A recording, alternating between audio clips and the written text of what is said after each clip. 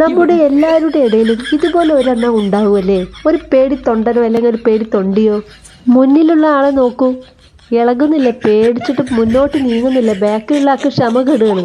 ഏറ്റവും ലാസ്റ്റ് നിൽക്കുന്ന ആൾക്ക് എല്ലാ കാറ്റും കുറച്ച് സ്പീഡ് കൂടുതലുള്ള ആളാണ്.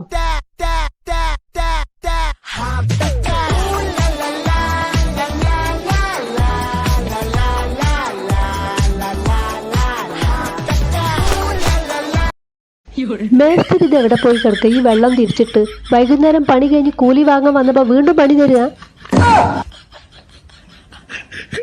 ഇന്നിപ്പോ വീട്ടിലത്ര യാതൊരു ലക്ഷണം കാണുന്നില്ലല്ലോ.